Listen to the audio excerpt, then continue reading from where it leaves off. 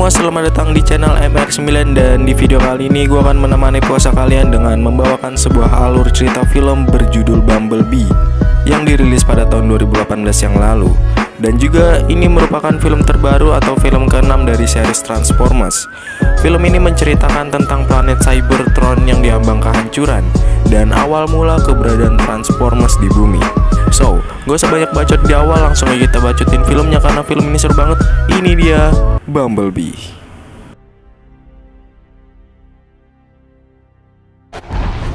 Di sebuah planet bernama Cybertron sedang terjadi peperangan besar antara Decepticon yang berambisi menjadi penguasa melawan Autobots yang menginginkan kebebasan. Kekacauan terjadi di mana-mana. Saat itu Autobots diambang kekalahan. Pemimpin mereka yaitu Optimus Prime memerintahkan seluruh anak buahnya menyebar ke penjuru galaksi untuk menyelamatkan diri. Karena untuk sekarang mereka tidak mungkin bisa menang melawan Decepticon. Khusus untuk Autobots berkode B127 ditugaskan untuk pergi ke planet bumi dan membuat markas di sana. Nanti setelah Optimus Prime mengumpulkan Autobots yang lain dari penjuru galaksi, mereka akan berkumpul kembali di planet bumi. Pada tahun 1987 di sebuah hutan terlihat beberapa pasukan tentara sedang mengadakan latihan. Tapi tak lama kemudian, tiba-tiba sebuah meteor jatuh dan tepat menghantam mereka. Lalu kapten mereka yang bernama Jack melihat sebuah robot berwarna kuning yang tak lain adalah B127. B127 kemudian men-scan sebuah mobil jeep militer dan bergegas pergi dari sana. Kapten Jack lalu memerintahkan anak buahnya untuk mengejar robot itu. Sampainya di sebuah tambang, B127 terkepung. Ia kemudian berlari untuk masuk ke dalam tambang, tapi sayangnya ia ditabrak dan membuat sistem intinya rusak. B127 kemudian berusaha memberi penjelasan bahwa dia tak berniat menyakiti siapapun. Tak lama kemudian, terlihat sebuah jet tempur yang melintas dan langsung menembaki mereka semua. Jet tempur itu ternyata adalah anggota Decepticon yang bernama Blitzwing. Pertarungan sengit pun terjadi. Di situ B127 kewalahan menghadapi Blitz. Blitz kemudian bertanya di mana Optimus Prime dan Autobots lainnya bersembunyi. Tapi B127 tetap tutup mulut, yang membuat Blitz marah dan langsung merusak sistem suaranya. Saat Blitz akan menghabisinya, B127 dengan sigap mencabut roket dan menancapkannya di dada Blitz, lalu menembaknya hingga hancur. Akibat pertarungan tadi, kondisi B127 semakin melemah, yang membuat sistem sel ingatannya rusak parah. Dan sebelum mati, B127 sempat men-scan mobil kodok milik pengunjung pantai sebagai penyamaran. Berpindah ke seorang remaja cantik bernama Charlie. Charlie ini adalah mantan atlet renang yang berprestasi. Sekarang ia tinggal bersama ibu, ayah tirinya, dan adiknya. Untuk mengisi hari libur, Charlie berjualan minuman di sebuah karnaval. Di situ juga ada seorang penjual sosis bernama Memo yang nampaknya menyukai Charlie, tapi Charlie selalu menghindarinya. Saat sedang mengantarkan minuman, ia tak sengaja menabrak seorang anak pria orang kaya. Charlie yang diejek pun tak bisa berbuat apa-apa. Setelah berjualan, Charlie mampir ke bengkel milik pamannya. Di sana, ia mencari beberapa komponen bekas yang bisa digunakan untuk memperbaiki mobil miliknya. Saat akan pulang, Charlie tak sengaja menemukan mobil kodok berwarna kuning yang tak lain adalah B127. Charlie kemudian masuk dan mencoba menyalakan mesinnya. Tanpa ia sadari, dia telah menghidupkan sinyal pelacak milik B127. Jauh di planet lain, salah satu Autobots bernama Cliff Jumper sedang diinterogasi oleh dua Decepticon, Shredder dan Dropkick. Di situ Cliff Jumper disiksa habis-habisan karena dia nggak mau buka suara tentang keberadaan pemimpin mereka, Optimus Prime dan Autobots lainnya. Tiba-tiba sinyal B127 sampai di sana dan membuat dua Decepticon itu mengetahui keberadaan B127 dan mereka memutuskan untuk mendatangi B127 di bumi. Cliff Jumper pun akhirnya dihabisi. Di sisi lain terlihat Charlie sedang berusaha memperbaiki mobilnya, tapi sayang ia selalu gagal. Keesokan harinya, ternyata hari itu adalah hari ulang tahun Charlie yang ke-18. Ibu dan ayah tirinya pun memberikan hadiah ulang tahun berupa helm dan sebuah buku tutorial cara tersenyum. Tentu itu membuat Charlie kecewa karena hadiah yang ia inginkan adalah sebuah mobil. Lalu Charlie memiliki sebuah ide. Ia pergi ke bengkel pamannya dan berniat membeli mobil kodok yang ia lihat kemarin. Bukan pakai uang, tapi dia akan bekerja dengan pamannya selama setahun meski tanpa dibayar. Dan Charlie menjelaskan bahwa hari ini dia berulang tahun. Sayangnya pamannya menolak karena ia tak membutuhkan pekerja. Tapi pamannya memberikan mobil itu secara gratis sebagai hadiah ulang tahunnya. Charlie pun senang bukan main. Ia kemudian berusaha seharian untuk menyalakan mobil itu, dan pada akhirnya usahanya nggak sia-sia. Ia berhasil menghidupkan mobil itu dan membawanya pulang. Di rumah, ia kembali mengecek bagian bawah mobilnya. Tiba-tiba, mobil itu seketika berubah menjadi robot bermata biru. Tapi bukan robot yang sangar seperti yang kita lihat di awal, melainkan sebuah robot polos yang terlihat ketakutan. Charlie yang sudah tenang mencoba menenangkan B127 yang bertingkah seperti anak kecil. Mereka pun mencoba berkomunikasi. Charlie memperkenalkan dirinya dan menanyakan beberapa hal ke B127. Namun di situ B127 tidak bisa bicara karena sistem suaranya rusak. Tapi dia bisa mengerti apa yang dibicarakan Charlie. Karena B127 hanya mengeluarkan suara decitan dan memiliki warna kuning, Charlie pun memberinya nama Bumblebee. Di sisi lain, dua Decepticon tadi yaitu Shredder dan Dropkick sampai di bumi. Lalu mereka berjalan untuk mencari keberadaan Bumblebee. Di markas Sektor 7, Kapten Jack mendapat laporan dari bawahannya yang melacak sinyal asing yang sama seperti saat Bumblebee jatuh ke bumi. Kapten Jack pun bergegas pergi ke Texas untuk mencegatnya. Di sana, Shredder dan Dropkick bertransformasi ke bentuk robot mereka. Karena mereka berdua kehilangan sinyal Bumblebee, Shredder di situ berbohong dengan mengatakan bahwa mereka berdua adalah robot baik yang sedang mencari buronan, yaitu Bumblebee. Shredder berniat meminjam satelit untuk melacak keberadaan Bumblebee. Di situ, Shredder juga berjanji akan menggabungkan teknologi manusia dan robot agar menjadi kekuatan yang besar. Kapten Jack tidak percaya begitu saja, tapi Agent Powell malah setuju dan langsung mengajak Shredder dan Dropkick ke markas mereka. Kemudian terlihat Charlie dan Bumblebee sedang jalan-jalan di hutan. Di situ Charlie menemukan beberapa kerusakan pada tubuh Bumblebee. Saat dicek, tiba-tiba muncul pesan dari Optimus Prime yang mengingatkannya pada peperangan di planet Cybertron. Dan itu juga membuat ingatannya pulih kembali, yang dimana ia mendapat misi dari Optimus Prime. Di situ akhirnya Charlie tahu jika Bumblebee memiliki misi untuk melindungi bumi. Bumblebee kemudian memberitahu bahwa sistem suaranya rusak. Mereka pun memutuskan pulang dan memperbaikinya. Saat di rumah, Charlie marah karena Bumblebee menyetel kaset rekaman ayahnya saat di Olimpiade. Kemudian Charlie memasang radio pada Bumblebee sambil mendengarkan lagu kesukaan ayahnya. Di situ Charlie sedih karena ia kembali mengingat ayahnya yang meninggal karena serangan jantung.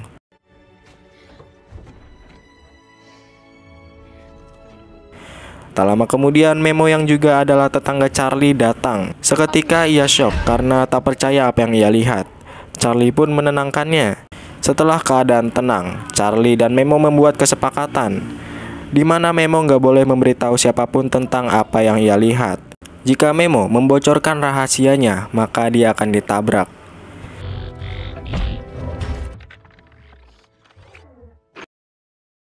Di markas Sektor 7 diadakan sebuah rapat, di mana Agent Powell berusaha meyakinkan atasannya untuk mengizinkan dua Decepticon itu mengakses satelit mereka. Sebagai imbalannya nanti mereka akan mendapat teknologi canggih dari Decepticon itu. Dan dari hasil rapat itu, Agent Powell mendapat izin. Esoknya Charlie dan Memo jalan-jalan bersama Bumblebee. Saat itu mereka berdua menyadari bahwa Bumblebee mencoba berkomunikasi menggunakan radio barunya. Sampainya di tepi tebing, terlihat sekumpulan anak muda sedang nongki santuy. Di sana juga ada Jim, pria yang di karnaval saat itu. Jim menantang Charlie untuk terjun, tapi nampaknya Charlie ragu dan memutuskan untuk tidak mengambil tantangan itu. Ia pun kembali diejek oleh Tina yang juga mengejeknya saat di karnaval. Malam harinya, Charlie, Memo, dan Bumblebee ingin membalas dendam dengan melempari rumahnya Tina menggunakan tisu toilet. Dan Bumblebee juga memecahkan telur di atas mobilnya Tina. Saking semangatnya, ia malah menginjak-injak mobil itu dan membuatnya gepeng. Setelah itu, mereka pun kabur. Esoknya Charlie bersiap berangkat bekerja dan menyuruh Bumblebee jangan macam-macam selama ia pergi. Saat Charlie sedang bekerja, Bumblebee merasa bosan. Ia kemudian mengintip ke dalam rumah yang membuat pintunya ambruk. Karena penasaran, ia pun masuk dan malah merusak semua barang yang disentuhnya. Bumblebee lalu tak sengaja tersetrum yang membuat pihak militer mendeteksi lonjakan energi yang besar.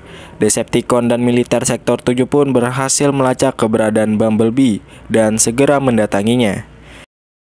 Di sisi lain, Memo menelpon Charlie dan menyuruhnya segera pulang. Di rumah, Charlie terkejut dan memarahi Bumblebee. Bumblebee pun sedih dan pergi keluar. Sorenya, ibu Charlie pulang dan ia sangat terkejut melihat kondisi rumahnya yang hancur. Ibunya pun marah besar ke Charlie karena mengira Charlie lah yang membuat kekacauan ini. Untuk menenangkan pikiran, Charlie dan Memo pergi berjalan-jalan bersama Bumblebee. Di tengah perjalanan, mereka dicegat oleh militer Sektor 7. Bumblebee kemudian membawa Charlie kabur, sedangkan Memo ditangkap.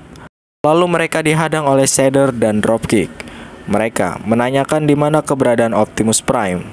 Bumblebee yang gak bisa bicara dihajar habis-habisan oleh Shredder dan Dropkick. Dari belakang, Bumblebee kemudian disetrum, dan setruman itu juga mengenai Charlie yang membuat mereka turu bersama. Saat sadar, Charlie sudah berada di rumah. Di sana juga ada Kapten Jack dan beberapa tentara lainnya. Kapten Jack menjelaskan bahwa Charlie menyimpan benda berbahaya. Charlie menyangkal dan mengatakan bahwa Bumblebee tidaklah berbahaya, tapi ibunya malah menyuruh Charlie kembali ke kamar. Di kamar, Charlie keluar lewat jendela namun ia dipergoki adiknya. Ia menyuruh adiknya tutup mulut lalu membawanya ke rumah Memo. Di rumah Memo, mereka melihat berita tentang dibangunnya sebuah pangkalan militer dadakan di daerah itu. Charlie yakin Bumblebee pasti ditahan di sana. Charlie mengajak Memo untuk ikut menyelamatkan Bumblebee dan ia memberi tugas khusus kepada adiknya. Tugasnya adalah mencegah ibunya tahu apa yang sedang dilakukan Charlie. Setelah itu mereka berdua pun berangkat. Sampainya di sana, Charlie dan Memo melihat sendiri Bumblebee sedang disiksa oleh Decepticon. Saat Dropkick menginjak Bumblebee, ia tak sengaja memunculkan pesan dari Optimus Prime, di mana Optimus Prime mengatakan bahwa Bumblebee harus melindungi bumi dari Decepticon. Nanti setelah ia mengumpulkan Autobots yang lain, mereka akan berkumpul di bumi untuk menemui Bumblebee. Shredder dan Dropkick yang mengetahui bahwa Autobots akan berkumpul di bumi berencana untuk menghancurkan bumi bersama Autobots untuk selama-lamanya. Agent Powell yang mengetahui rencana buruk Decepticon menghubungi Kapten Jack untuk memberitahunya. Tapi Dropkick seketika menembak Agent Powell dan membuatnya tewas. Di rumah, ibunya Charlie akhirnya tahu kalau Charlie pergi ke pangkalan militer. Di sisi lain, Shredder memiliki sebuah rencana. Mereka akan pergi menuju tower terdekat lalu mengirim sinyal panggilan kepada Decepticon lainnya untuk menghancurkan bumi. Dan setelah menembak Bumblebee, mereka berdua pun pergi. Charlie yang dari tadi melihat Bumblebee disiksa mencoba membangunkan Bumblebee dengan senjata listrik. Dan itu berhasil membuat Bumblebee bangun. Dari luar, Kapten Jack dan pasukannya sampai di depan gerbang. Lalu gerbang itu pun diledakkan yang membuat Charlie dan Memo terlempar. Bumblebee yang melihat Charlie terluka seketika bangkit dan matanya berubah merah, di mana ia kembali pulih dan kuat. Kemudian Bumblebee memporak-porandakan pasukan Kapten Jack.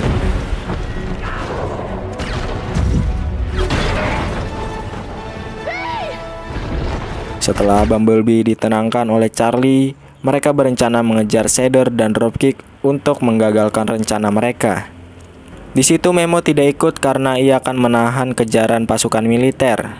Tapi di jalan saat Charlie sedang dikejar-kejar oleh Kapten Jack dan pasukannya, tiba-tiba keluarganya muncul dan itu malah membantu Charlie karena mereka mengacaukan lalu lintas. Sampainya di sana terlihat Shredder sedang memasang semacam baterai di atas tower. Bumblebee yang sedang bertarung mampu mengimbangi perlawanan Dropkick. Charlie kemudian memberanikan diri untuk mencabut baterai yang berada di tower itu. Dropkick kemudian berubah menjadi helikopter. Lalu Bumblebee melemparkan sebuah rantai yang membuat Dropkick terlilit, lalu menghancurkannya. Di atas, Kapten Jack berusaha mengganggu Shredder yang sedang mengirim sinyal ke Decepticon lain. Tapi helikopter itu bisa dengan mudah dijatuhkan. Beruntung Bumblebee mampu menahan helikopter itu dan menyelamatkan Kapten Jack. Saat Charlie akan melepaskan baterai itu, Shredder berhasil memergokinya dan mengancam akan menembak Charlie. Namun dari bawah, Bumblebee menembak Shredder dan membuatnya jatuh. Charlie pun berhasil menggagalkan proses pengiriman sinyal itu. Di bawah, Shredder menguasai pertarungan saat akan membunuh Bumblebee. Kemudian Bumblebee menembakkan misilnya ke bendungan, yang mengakibatkan Shredder tertabrak kapal besar dan membuatnya meledak. Sedangkan Bumblebee tenggelam ke dalam air. Charlie lalu melompat untuk menyadarkan Bumblebee. Akhirnya, mereka berdua pun selamat dan mereka juga berhasil menyelamatkan bumi. Kapten Jack yang menyadari bahwa Bumblebee adalah robot baik, lalu memberi hormat kepadanya. Keesokan harinya terlihat Charlie dan Bumblebee pergi ke pinggiran jembatan Golden Gate. Charlie sadar kalau ia tak bisa terus bersama Bumblebee, karena mungkin di luar sana ada seseorang yang lebih membutuhkannya. Charlie juga harus kembali ke keluarganya. Pasti saat ini keluarganya sedang mengkhawatirkan dirinya. Meskipun berat, kali ini ia harus benar-benar merelakan Bumblebee. Di sini Bumblebee berterima kasih sudah memberikan radio baru untuknya. Dan Charlie juga berterima kasih karena berkat Bumblebee, ia kini sudah bisa mengikhlaskan kepergian ayahnya. Mereka pun berpelukan untuk terakhir kalinya. Bumblebee kemudian men-scan sebuah mobil Chevrolet Camaro yang melintas di atas jembatan. Charlie pun kesal karena baru tahu kalau Bumblebee bisa merubah dirinya menjadi Chevrolet Camaro. Lalu Bumblebee pun pergi meninggalkan Charlie. Sore harinya Charlie kembali ke keluarganya. Ia juga berterima kasih kepada Memo karena sudah menemani petualangannya. Dan film diakhiri dengan memperlihatkan B-127 sedang berjalan di tengah hutan bersama Optimus Prime. Di situ Optimus Prime berterima kasih karena B-127 sudah berhasil melindungi bumi dari Decepticon. B-127 kemudian mengatakan bahwa namanya sekarang adalah Bumblebee. Lalu terlihat 7 meteor jatuh yang bisa kita tebak itu adalah Autobots. Di sisi lain, Charlie akhirnya berhasil memperbaiki mobil miliknya. Dan film pun selesai.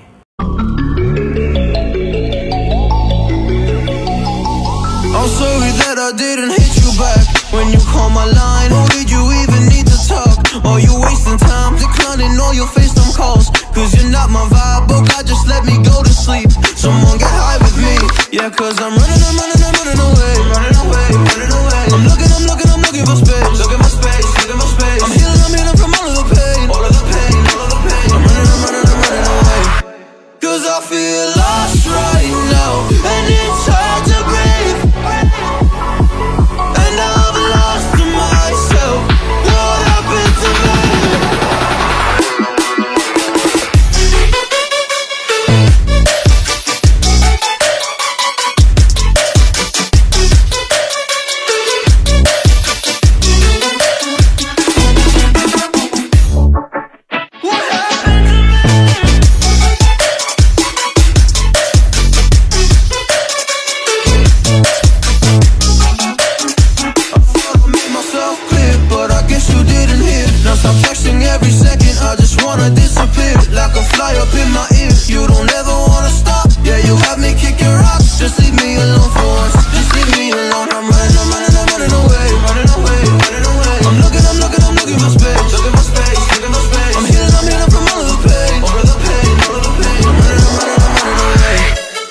I feel